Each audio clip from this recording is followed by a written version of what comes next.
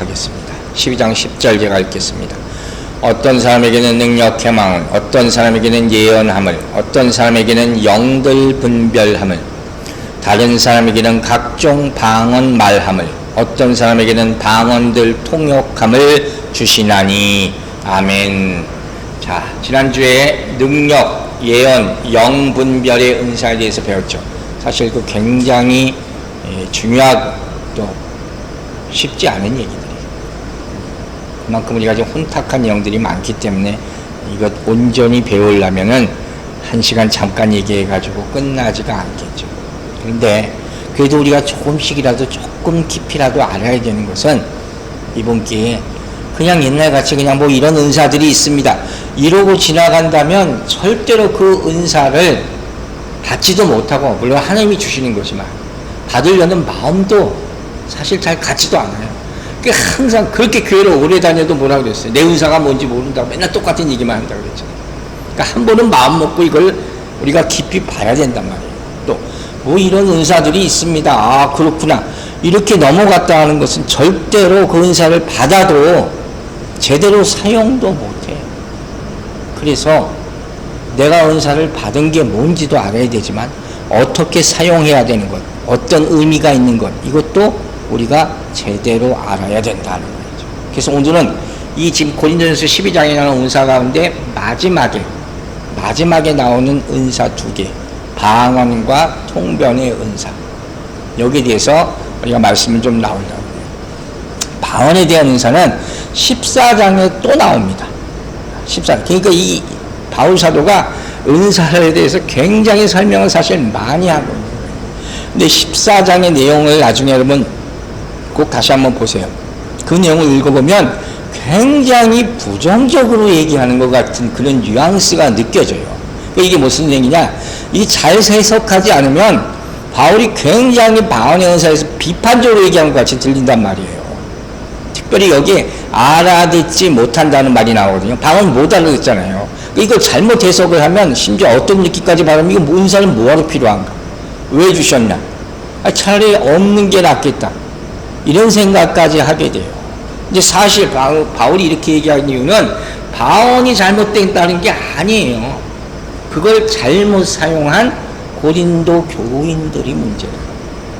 이걸 잘 분별할 수 있어야 된다는 거예요. 어쨌든 굉장히 비판적으로 말하고 있는 것을 볼 수가 있어요. 그것은 그 목적이 바로 고린도 교인들의 잘못된 사용을 바로 잡아주기 위함이라는 것이죠.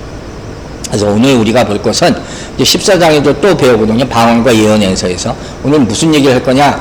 방언의 역사적인 의미를 보고 올바른 사용을 볼 거예요. 그리고 통변이라고 그러죠. 통역의 은사.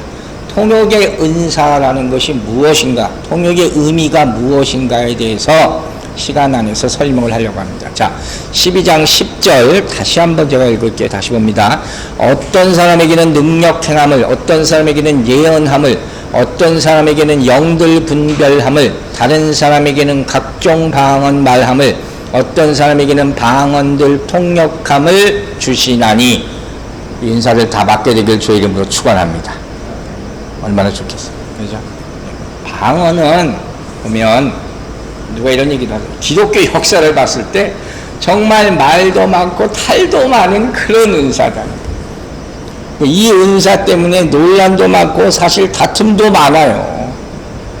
목사들한테 와서 제일 많이 물어보는 얘기 중에 하나가 뭔지 아세요? 목사님 새벽 기도 때 방언해도 돼요? 안 돼요?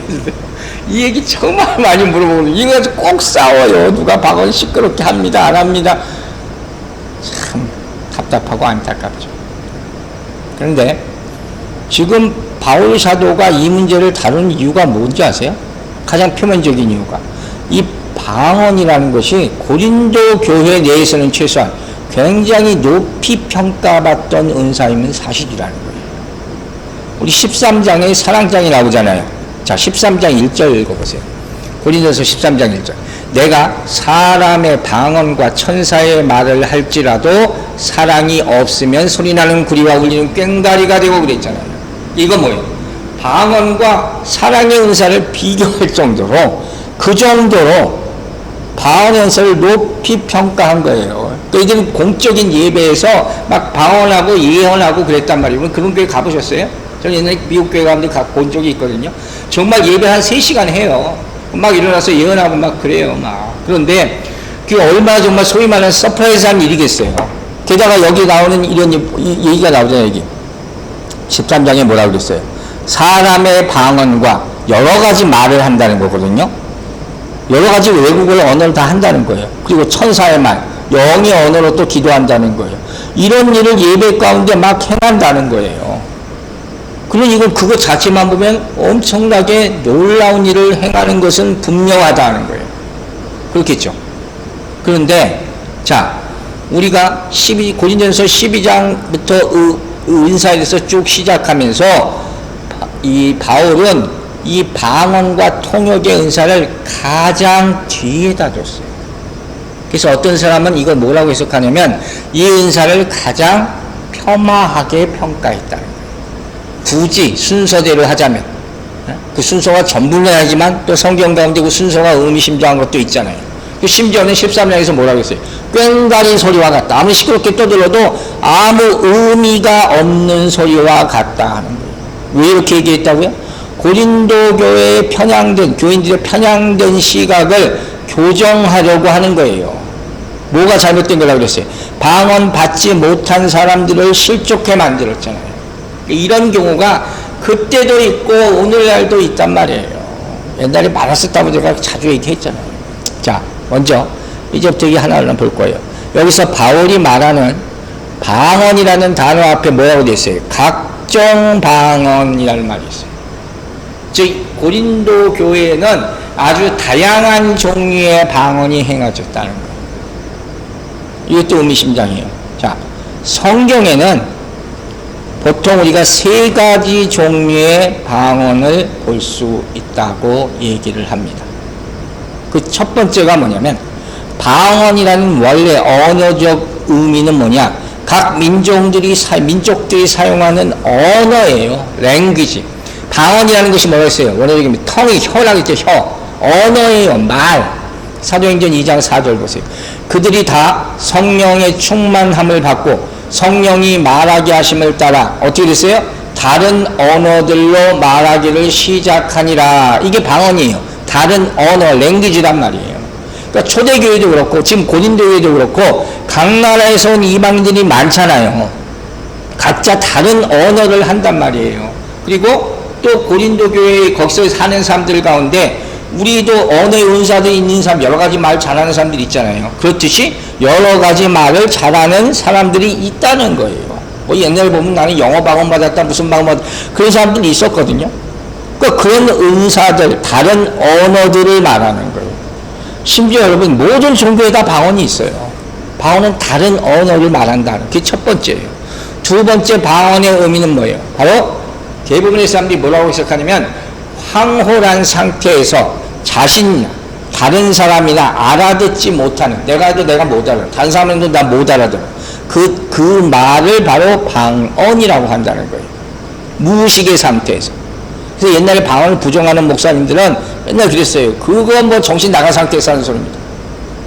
제가 어렸을 때 다니던 교회가 통합적이 아주 보수적인 고수꼴통 소위 말하는 교사님입니다. 그 목사님들이 나중에 다 인정했어요. 그 뒤에다가 기도방도 만들고 그랬단 말이에요. 자기가 방언을 못 받았기 때문에 그런 얘기를 하는 거예요. 미안한 얘기지만. 고린도전서 14장 2절 보세요. 방언을 말하는 자는 사람에게 하지 않고 하나님께 하나니. 그 다음에 뭐라고 했어요? 이는 알아듣는 자가 없고 영으로 비밀을 말함이라고 했잖아요. 이 알아듣는 자가 없고, 이거 14장에도 얘기가 또 나오거든요. 여기에 자꾸 포커스를 맞춘 거예요. 알아듣지도 못하고 환상 가운데 막 떠드는 겁니다. 자기 도취된 겁니다. 이렇게 얘기하는 것이죠. 그래서 바로 무슨 은사가 나와요? 통역의 은사가 필요합니다. 왜? 나도 못 알아들으니까. 이해할 수가 없으니까. 여러분 생각해 보세요. 예를 들어서 제가 어디 극장에 가가지고 내가 막 방언으로 떠들어. 그럼 사람들이 나보고 뭐라고 했다 미쳤다 그럴 거 아니에요. 이제 그런 상황이라는 거죠. 자, 고린도 교회의 방언이 있어요. 두 번째. 알아듣지 못하는 것. 세 번째가 뭡니까? 우리가 잘 아는 오순절 방언이라는 거예요. 사도들이 성령 받아서 복음 전하죠. 그때 각국에서 온 사람들이 어떻게 자신의 말로 다 알아들었다. 듣는 방언이라고 소위 얘기하는 거예요. 사도행전 2장 6절 보세요.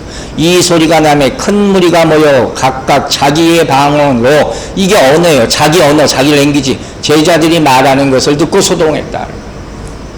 자, 그럼 오순절 방언에 포커스를 맞춰서 이야기를 제가 전개해 나갈 거예요. 자, 여러분 질문 하나 할게요. 하나님은 왜 오순절에 방언을 주셨을까요? 물론 방언이 옛날부터 있었고 여러 가지 종교에 다 있지만 오순절에 이들이 제자들이 방언 받을 걸 예상했을까요? 아니에요. 그냥 약속한 것을 기다리라 그랬죠. 그게 성령인지조차도 몰랐을 거예요. 그러나 성령이 임했고 방언은 성령이 주신 은사 중에 일부였을 뿐이라면, 그럼 이거 왜 주셨겠어요? 이거 써먹으라고? 자랑하라고? 그게 아니라는 거잖아요. 자, 그 배경부터 봅니다. 두 가지 측면으로 생각할 거예요. 하나님께서 이 성령의 역사로 새로운 언어를 주신 이유. 첫째는 언어의 회복이에요. 들어봤을 거예요. 언어의 회복. 뭐가 떠올려야 돼요? 창세기 나오는 바벨 사건이죠. 두 번째는 생명의 회복이에요. 언어의 회복과 생명의 회복. 언어의 회복은 우리가 아는 얘기니까 짧게 설명을 합니다. 자, 창세기 11장 1절과 7절 보세요. 온 땅의 언어가 하나요, 말이 하나였더라. 그 다음 7절. 자, 우리가 내려가서 거기서 그들의 언어를 혼잡하게 하여 그들이 서로 알아듣지 못하게 하자 하시고, 하나님이 이렇게 하셨죠. 바벨 탑을 쌓아서 하나님과 똑같이 되자고 하니까 하나님께서 다 흩으셨단 말이에요. 여기 뭐라고 그랬어요? 그들의 언어를 혼잡하게 하여 그들이 서로 알아듣지 못하게 하자. 이게 방언이에요. 아시겠어요? 서로 다른 언어. 여기 처음 방언이 나오는 거예요. 언어가 혼잡해서 서로 알아들을 수 없는 여러 가지 언어들이 생겨버렸어요. 그래서 여러분 잘 아셔야 돼요. 하나님의 말씀을, 서로의 말을 서로 전혀 알아들을 수 없게 된 그곳을 뭐라 그래요? 그게 바로 바벨이에요. 그게 우리가 사는 이 세상이란 말이에요. 원래는 다 알아듣게 만드셨는데 이제는 뭐예요? 다 못 알아듣게 됐잖아요. 그런 세상이 돼버렸다는 거예요. 그러니까 여러분, 이렇게 알아들을 수 없는 언어가 돼버린 이 방언의 1차적인 주신 의미는 뭡니까? 나중에 또 언급하겠지만 이게 뭐냐? 하나님의 진노와 심판의 결과예요. 이건 분명해요. 하나님의 진노와 심판의 결과로 언어가 다 갈라지게 된 거예요. 여기까지 아시죠? 그런데 이렇게 혼잡해졌던, 여러 개로 갈라져서 서로 알아들을 수 없던 언어가 다시 하나로 들리게 된 사건이 뭐라고요? 바로 오순절 성령 강림사. 이게 오순절 방언이란 말이에요. 같은 음성으로 들렸다는 거예요. 이게 회복된 거예요. 그러니까 여러분, 중요한 교훈은 여기서 하나 없죠. 바로 성령의 역사로 말미암아 교회 안에서 나타나는 방언은 어떻게 해요? 한 음성이어야 된다. 한 음성이어야 돼요. 잊지 마시기 바랍니다. 서로 각자 다른 말을 하는 것 같지만 그 내용은 일정하다.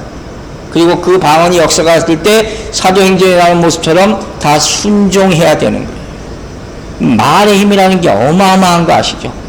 방언의 힘은 얼마나 크겠습니까? 엄청난 거예요. 언어의 회복, 창세기에 나오는 바벨 사건으로부터 갈라졌던 모든 언어가 하나로 다시 회복되는 역사가 그 첫 번째. 두 번째는 뭐라고 했어요? 생명의 회복이라는 의미가 있다는 거예요. 자, 바벨 사건은 하나님의 심판이라고 했잖아요. 그 결과로만 어떻게 됐어요? 창세기 11장 8절 보세요. 여호와께서 거기서 그들을 온 지면에 흩으셨다. 뿔뿔이 다 흩어졌어요. 모여있던 사람들이 다 흩어졌어요.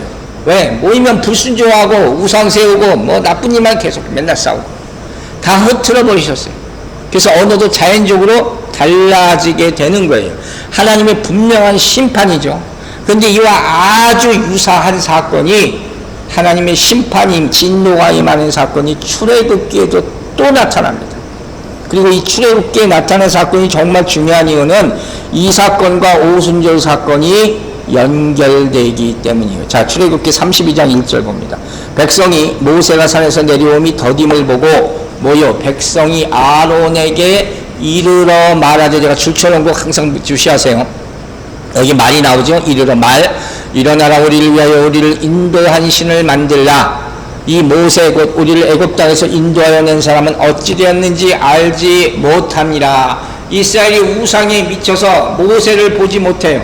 모세를 보지 못하니까 하나님도 보지 못해요. 그래서 불순종의 말을 하게 되는 거예요. 그 결과가 뭐라고요? 하나님의 진노와 심판이 어떻게 말하는지 출애굽기 보세요. 32장 28절. 레위 자신이 모세의 말대로 행하며 어떻게 이날에 백성 중에 3,000명가량이 죽임을 당하더라. 그 전에 서로 다 죽인다 그랬어요. 서로 다 죽인다. 제가 오늘 설교가 말씀이 인용이 너무 많아서 제가 생각했는데 서로 싸워서 찔러 죽여요. 그래서 몇 명이 죽었어요? 3,000명이 죽어요. 광야에서 이 중요한 때 이 바로 이게 광야 시대의 이스라엘의 영적 상태예요. 이 지경이었다는 거예요. 모세를 못 알아보고 자기들 인도자를 그러니까 하나님을 못 알아보고 무시했다는 거죠. 뭐가 문제예요? 32장 1절에서 제가 밑줄 친 거 뭐라 그랬어요? 말하되 잘못된 신앙. 잘못 말하는 거. 불순종을 가지고 말하면 심판이 생겨요. 그죠? 잘못된 말을 말하게 되고 그 결과 심판이 뭐라고요? 3,000명이 죽게 됐어요. 역사적으로 어마어마한 사건이에요. 그런데 이 사건이 벌어진 때가 언제인지 아세요? 이게 중요한 거예요. 이때가 바로 이스라엘이 유월절 사건 있잖아요. 마지막 이 장자를 치는 그 사건을 넘어간 게 패스오버 유월절이라고 그랬잖아요. 예? 그 유월절의 기적을 통해서 출애굽한 지 딱 50일째가 되는 날이에요. 그때 3,000명이 죽었다는 게 하나님 심판받아서. 여러분 보세요. 이스라엘 절기 6월절에서부터 50일째 되는 날을 뭐라고 불러요? 이게 뭐예요? 50일째 오순절이라. 77이 49 그 다음날. 그게 오순절이에요. 오순절. 즉 이 사건은 뭘 얘기하느냐? 구약 최초의 오순절에 그때 제사 지내고 막 그러잖아요. 그때 하나님 백성이 3,000명이 죽었어요. 하나님 진노를 받아서. 그 구약은 하나님의 진노가 이렇게 나타나는 게 이게 율법이에요. 어마어마한 사건이에요. 생각해 보세요. 이제 막 출애굽했는데 6월절 지나고 나서 엄청난 사건이 역사적으로. 근데 그때 어떻게 돼요? 모세가 나타나서 하나님한테 살려줬어요. 더 이상 죽으면 안 되니까. 3,000명이 죽었잖아요. 거기서. 자, 출애굽기 32장 11절에 그 내용이 있어요. 모세가 그의 하나님 여호와께 구하여 이르되 여호와여 어찌하여 그 큰 권능과 간성으로 애굽 땅에서 인도하여 내신 주의 백성에게 진노하시나이까. 아니 왜 출애굽 시켜놓고 왜 죽입니까 하는 그 얘기를 살려주세요 하는 거예요. 이때 모세의 역할을 뭐라 그래요? 중보자라는 거예요. 그래서 모세가 바로 예수 그리스도의 모형이라고 하는 거예요. 똑같은 일을 감당하고 있잖아요. 우리 다 죽을 목숨인데 십자가에서 대신 죽어서 살려준 거 아니에요. 자, 여기까지 이해가 되시죠? 에? 구약시대 첫 번째 6월절에 자그마치 3,000명이 죽어버렸다. 그런데 우리가 항상 지난주도 얘기했죠. 구약과 신약은 같이 갑니다. 그럼 잊지 마세요. 구약은 신약의 그림자라 그랬어요. 신약은 구약의 말씀이 성취되는 것을 보여주는 거예요. 율법과 은혜로. 그리고 바로 이 사건, 구약 출애굽기 32장의 사건이 똑같이는 아니고 완전히 반대로 일어난 모습이 어디예요? 사도행전 2장에 나타나는 오순절 사건이에요. 자, 그게 뭔가? 사도행전 2장 38절과 41절 봅니다. 베드로가 이르되 밑줄 쳐놨죠. 여기도 말이에요. 너희가 회개하여 각각 예수 그리스도의 이름으로 세례를 받고 죄사함을 받아 그리하면 성령을 선물로 받으리니. 자, 베드로가 이르되 한 것과 이스라엘 백성이 광야에서 말한 것과 완전히 반대죠. 그들은 불순종의 말을 하고 베드로는 뭐예요? 성령 받은 말을 하는 거예요. 그 말을 받은 사람은 어떻게 됐어요? 세례 받음의 그날의 신도수가 어떻게 돼요? 3,000명이나 더하더라. 정확하게 3,000명. 3,000명이 죽었어요. 그런데 하나님이 3,000명을 다시 살리신 거예요. 무슨 3,000명이 되는 교회가 이런 얘기가 아니란 말이에요. 성경을 정확하게 비교해서 봐야 돼. 쭉 다시 정리합니다. 구약의 오순절에는 어떻게 됐어요? 잘못된 말을 함으로 말미암아 하나님의 심판을 받아서 죽은 죄인들이 3,000명이 나타났어요. 신약의 오순절에는 죽어야 하는 자들이 하나님의 말, 은혜의 말, 하나님의 로고스, 이 복음의 은혜의 말을 받아서 죽어야 되는 자들이 3,000명이 살아나게 됐어요. 할렐루야. 그리고 그 사이에 뭐가 있냐? 십자가가 있냐. 그 사이에 십자가가 있는 거예요. 이게 복음이라는 거예요. 그래서 물어보잖아요. 마음이 찔림을 받았느냐. 그런 즉 어찌할꼬 하잖아요. 복음을 받았느냐 하는 거예요. 하나님의 음성을 들었느냐 하는 거예요. 그래서 우리가 이런 결론을 내리는 거예요. 구원과 심판은 오로지 뭘로? 하나님의 말씀에 의해서만 결정되는 거예요. 그걸 받느냐 안 받느냐 다른 방법이 아니라 이게 방언이란 말이에요. 무슨 소리인지 아시겠어요? 방언이라는 것은 뭐예요? 죄가 들어온 후에 인류가 내내 받아들이지 않았던 거부했던 하나님의 말씀이 받아지는 역사가 일어났음을 보여주는 은사예요. 전혀 생각지도 못한 일이 일어났어요. 오로지 은혜로. 어떻게 하나님의 말씀을 듣지도 않았잖아요. 이들이 구약과 신약에 400년 동안 중간계도 듣지도 않았단 말이에요. 없었다 그랬어요. 근데 갑자기 어떻게 이 일이 생겨요? 다시 하나님의 말씀이 회복되는 거예요. 이건 오순절 사건은 전적인 은혜예요. 이걸 누구도 부인할 수 없는 거란 말이에요. 로마서 1장 2절에 뭐라고 되어 있어요? 이 복음은 하나님이 선지자들을 통하여 그의 아들에 관하여 성경에 미리 약속한 것이라 계속해서 얘기했다고 그랬죠. 그런데 어떻게 돼요? 아무도 못 알아듣고 그렇게 얘기도 못 알아듣고 또 거부하고 결국 어떻게 됐어요? 예수가 나타났는데 예수를 죽여요. 그걸 사도행전 4장 10절에서 얘기합니다.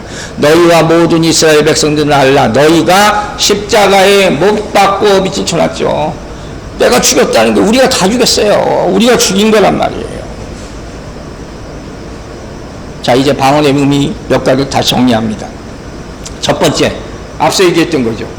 하나님의 심판과 진노가 나타난 거죠. 그래서 여러 가지 말이 생긴 거죠. 구약의 의미. 두 번째, 신약적인 의미는 뭐예요? 오순절 사건이죠. 그 흩어졌던 은혜가 말씀이 하나로 통일되는 은혜란 말이에요. 심판이 은혜로 바뀌는 거예요. 못 알아들었던 하나님의 말씀을 알아듣게 되는 거예요. 그래서 사도행전 2장 8절 보세요. 우리가 우리 각 사람이 난 곳 방언으로 듣게 되는 것이 어찌 됨이냐는 거예요. 사도들은 아람어나 히브리어도 많이 쓸 것이고, 근데 이방인들은 자기 나라 말로 다 듣잖아요. 이 말도 안 되는 일이 일어나는 거예요. 성령의 역사로 말미암아. 그러면 또 하나 궁금해할 게 있어요. 이 방언이 도대체 어떤 내용일까? 이게 중요합니다. 이거 꼭 알아야 되는 거예요. 내용이 뭐냐? 사도행전에 나와 있어요. 사도행전 2장 11절. 그레게인과 아라비아인들이라 우리가 다 우리의 각 언어로 뭐예요? 하나님의 큰 일을 말함을 듣는다. 이 밑줄 안 치는데 밑줄 치세요. 칠 수 있는 분. 하나님의 큰 일, 이게 방언의 내용입니다. 최소한 오순절 방언의 내용은 하나님의 큰 일, 이게 뭐겠어요? 구원과 은혜의 역사예요. 십자가예요. 심판에 대한 얘기예요. 무당이 하는 얘기가 아니에요. 이걸 분별하는 거예요. 점치보다 풀이해주는 그게 아니에요. 오로지 십자가와 부활, 이걸 얘기하는 거예요. 이것이 성령으로 말미암아 불의 혀같이 임하니까 어떻게 돼요? 이게 능력이 되는 거예요. 이 능력 받게 되기를 주의 이름으로 축원합니다. 이게 오순절 방언입니다. 그 사도들은 이 성령을 받았으니까 뭘 전했겠어요? 복음 전하잖아요. 그게 사도행전이에요. 그러니까 그 오순절 성령 사건 나온 다음에 사도들이 밖에 나가서 당연히 복음을 전할 수밖에 없는 거예요. 왜? 그걸 들었으니까. 그걸 방언으로 받았잖아요. 그러니까 그걸 들은 거니까 다른 내용이 있을 수가 없는 거예요. 이게 바로 3,000명을 살린 방언의 내용이 되는 거예요. 그러니까 오순절에 나오는 방언은 최소한 오로지 하나님의 큰 일에 관한 것, 십자가 복음에 관한 것이다. 이걸 분명히 알고 말씀을 전하게 되기를 바랍니다. 우리가 이런 얘기 많이 해요. 저도 아주 입에 붙었어요. 방언 터졌다, 방언 터졌다. 이게 언제부터 이 얘기를 우리가 하게 되는지 모르는데, 정확하게 말하면 방언 터진 게 아니라 계시가 임해서 말하거든요. 또 여러분도 또 실수할 것 같은데 아마 여러분 기억하고 있어요. 언어를 잘 사용해야 된다 그랬잖아요. 하나님의 성령의 계시가 임해서 우리가 그것을 그대로 얘기하게 돼요. 은혜가 임한 것이죠. 그래서 이것을 알아듣는 사람에게 뭐가 있냐면 구원의 역사가 임하게 되는 거예요. 이걸 사도행전이 보여주는 거예요. 이게 방언의 의미예요. 이게 방언이 진짜 의미란 말이에요. 자, 방언에서 여기까지만 하고 계속할 수는 없으니까 통변에서 잠깐 얘기하고 마칠게요. 방언이 뭐라고 했어요 아까? 방언의 두 번째 의미가 있는데 이 고린도전서에서 나오는 방언이 이성적인 능력으로는 알아들을 수 없다 그랬잖아요. 이게 논란이 많이 되는 거란 말이에요. 그래서 어떻게 해요? 하나님께서는 통용의 은사를 받으라고 또 주신 거예요. 이것도 어떻게 보니까 감사해요. 저도 다시 한번 이번에 느꼈어요. 방언 받는 것도 감사한데 그거 못 알아듣는다니까 그거 궁금해하는 사람들이 있을 거 아니에요. 이거 안 구해요. 사람들 안 구해.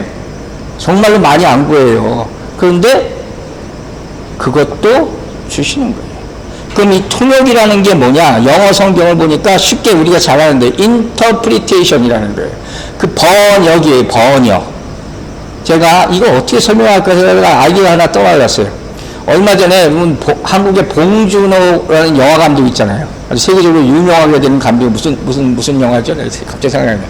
그 영화 감독이 세계적으로 유명해졌는데 어떤 영화 때문에 그 감독하고 똑같이 유명해지는 여자 통역사, 아주 학생, 대학원생 통역사가 있어요. 그 사람이 같이 유명해졌어요. 왜? 통역을 너무 잘해. 통역을 잘한다는 게 무슨 의미인지 아세요? 영어를 잘한다는 게 아니라 워딩, 좋은 단어, 아주 적절한 단어를 선택한다는 거예요. 통역이라는 것은 그대로 얘기하는 게 아니래요. 여러 가지 책에 보면 게 나와 있어요. 그걸 잘 설명하는 은사. 그게 통역의 은사라는 거예요. 이거 구하고 받게 되기를 주의 이름으로 축원합니다. 자, 이거 그럼 왜 주셨을까? 저는 이게 궁금해요. 왜 주셨을까? 저도 이거 다 몰라요. 아직 다 모를 수밖에 없지. 제가 딱 생각되는 건 뭐예요?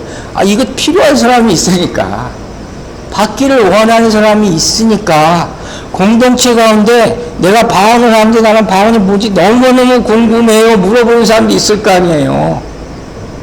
그런 사람들이 목사에게 오는 사람들이 꼭 안 온단 말이에요. 대부분 안 와요. 제가 목회하면서 나한테 온 사람 거의 못 봤어요. 정말 이제까지. 그런 상황에서 통역의 은사를 주는 거예요.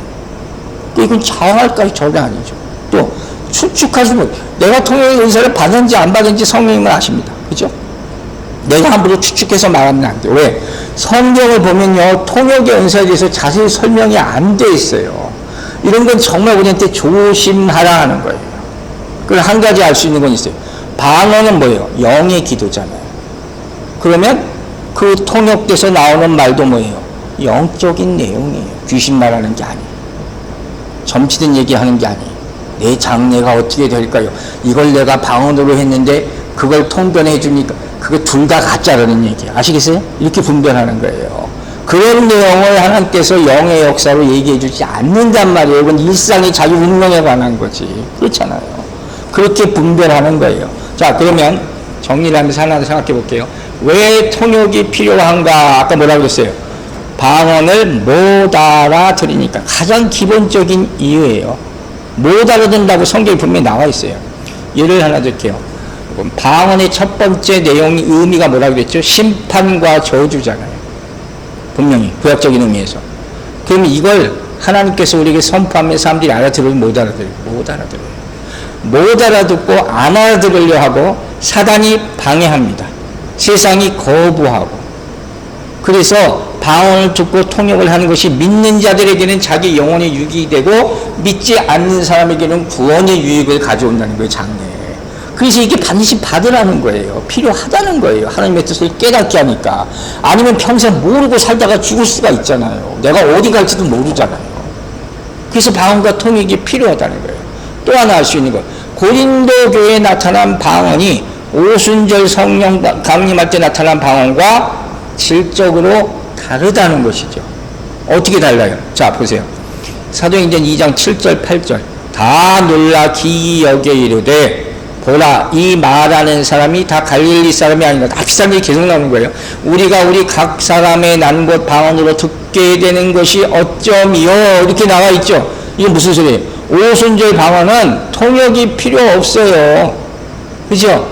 고린도 교회 방언은 통역이 필요한 방언이 구별되시죠? 오순절 방언은 그냥 내가 다이렉트로 듣는 거예요. 고린도 교회에서는 뭐라고 바울은 분명히 얘기해요. 반드시 통역을 받으라 얘기하잖아요. 오순절 때는 사도들이 성령 받아서 얘기하니까 한순간에 언어의 장벽이 다 무너져 버렸더라고요. 할렐루야. 여러분, 이 은사를 미리 받게 되기를 바랍니다. 그럼 하나님과 교통할 수 있게 되는 거예요. 그런데 고린도 교회는 이게 꼭 그게 아니었다는 거예요. 자신도 못 알아듣고 다른 사람 듣는 사람들도 못 알아들어. 그러니까 이왕이면 통용자 은사를 받아라 필요했다. 여러분 쉽게 얘기하면 이런 거예요. 제가 어떻게 설명을 할까 고민했는데 은사는 누구나 다 받는다 그랬잖아요. 은혜로 다 받는 거예요. 그러니까 은사 받은 자가 대단한 사람은 절대로 아니에요. 무슨 소리인지 아시겠죠? 은사를 감사함을 그린 바다에 표현하면 안 되지만 그 사람을 높일 필요는 전혀 없는 거예요. 재밌는 얘기를 하나 할게요, 여러분. 우리 여기까지 많은 은사를 받았잖아요. 여러분들 다 그 은사를 가지고 있어요. 한국에 있는 오순절교회 교회에 가서 물어보세요. 이 가운데 방언 받은 사람 있습니까? 거의 다 들어요. 안 받은 사람 창피해서 어디 그렇게 안 받은 사람 손들어보고 얘기도 안 한단 말이에요. 그 정도로 많이 받을 수 있는 거란 말이에요. 그런데 고린도 교회 사람들은 이건 잘못되게 사용한 거라는 거예요. 자신을 높이는 수단으로 써서는 안 된다는 거예요. 제가 결론적으로 이런 얘기를 몇 마디 하고 마칠게요. 정말 중요한 게 뭔지 아세요? 왜 통역이 필요하냐? 하나님의 말씀을 못 알아보면 통역이 필요한 거예요. 그렇죠? 하나님의 말씀에 암이 나와야 되는데 어떤 말씀이든지 그거 못 알아듣는 사람한테 통역이 필요한 거예요. 그래서 목회자가 필요한 게 설교자가 필요한 거예요. 여러분 아셔야 돼요. 세상은 하나님의 말씀이 말 때 더 방언인가 그래요. 이상한 소리 나 못 알아듣겠네. 그죠? 이거 방언이에요. 여러분이 복음을 그렇게 전할 때 친구나 가까운 사람이 전할 때 자 친구야 믿고 천국까지 하는데 뭔 소리야 왜 그래요? 나는 이해가 안 되고 저 사람 이해가 안 돼요. 그 방언이니까. 못 믿으면 방언인 걸 못 알아듣는 거예요. 이게 안타까운 거죠. 자 로마서 9장 30절 보세요. 그런즉 우리가 무슨 말하리요? 의를 따르지 아니한 이방인들이 의를 얻었으니 곧 믿음에서 난 의. 이방인이 어떻게 예수 믿고 구원을 받습니까? 어떻게 복음을 그들이 전합니까? 오로지 성령의 역사와 믿음으로 해요. 은혜로 말미암아. 하나님의 계시는요. 하나님의 계시가 하늘에 떠있는 구름같이 편만하다 그랬잖아요. 그렇지만 절대로 우리 같은 죄인한테는 임할 수가 없는 거예요. 안 들려요. 안 들으니까 말할 수가 없죠. 들리는 거 없는데. 이성과 노력으로는 절대 배울 수가 없는 거예요. 방언을 어떻게 배웁니까? 그런데 은혜로 말미암아 성령의 역사로 듣게 되고 말하는 것이 이게 방언, 이게 통변이란 말이에요. 여러분에게 그 은사가 임하게 되길 주의 이름으로 축원합니다. 이게 진짜예요. 마찬가지예요. 오순절 사도들이 방언으로 하나님께 성령의 은혜를 받습니다. 그럼 각 지역에 온 사람들이 이거 어떻게 되었겠어요? 사도들의 말씀이 전해지잖아요. 복음을 들었단 말이에요. 복음을 들어야 돼요. 어찌할 거가 나와야 돼요. 도망치지 말고 그 사람들에게 성령이 임하고 통역의 역사가 나타나게 될 줄로 믿습니다. 복음이 들리는 거예요. 결과적으로 통역은 누가 하는 거예요? 성령이 하시는 거예요. 즉 이렇게 표현할게요. 신앙적으로 의미에서 볼 때 성경은 모두 하나님의 방언이에요. 그렇죠? 어떤 사람 알아듣고 어떤 사람 알아듣지 못하는 거예요. 그것을 해석하고 설교하는 모든 행위를 통역이라고 볼 수도 있는 거예요. 그래서 어떻게 해야 돼요? 우리는 이걸 담대하게 해야 돼요. 공개적으로 해야 되는 거예요. 비밀로 하는 것은 다 뭔가 의미가 이상적하는 거예요. 은사는 하나님의 은사는 은혜 가운데 공개적으로 사용되는 것을 믿으시기 바랍니다. 마지막으로 그럼 이 은사는 누가 받습니까? 여러분 통역의 은사는 누가 받습니까? 누가 받을 것 같아요?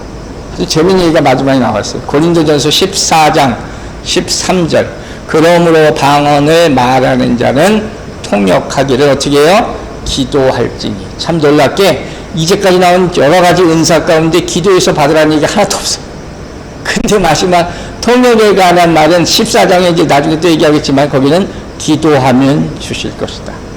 여러분 통역의 은사 안 구합니다. 받기를 구하시기 바랍니다. 그럼 받게 될 줄로 믿습니다. 기도하겠습니다. 아버지 하나님 감사합니다. 우리에게 많은 은사를 이미 주셨지만 오늘도 방언과 또 통역의 은사를 배웠습니다. 성령이와 함께하여 주시옵소서. 이 시대의 은사들이 꼭 필요하오니 받아 주의 영광을 위하여 교회를 위해 사용되게 하여 주시옵소서. 우리가 구하지 않은 것들이 얼마나 많은지 다시 한번 회개하고 주님의 이름으로 구하오니 성령의 역사하여 주셔서 이 시대에 필요한 방언과 하나님의 영광과 복음과 능력을 나타내는 아버지 하나님의 음성을 전하게 해 주시고, 또 알지 못하는 방황하는 영혼들을 위해서 통역의 은사를 구하오니 성령이여 이 시간 역사해 주셔서 아마 있는 많은 사람들을 구원하는 그런데 쓰임받는 주의 종들 되게 하여 주시옵소서. 감사드리며 예수 그리스도의 이름으로 기도했습니다. 아멘.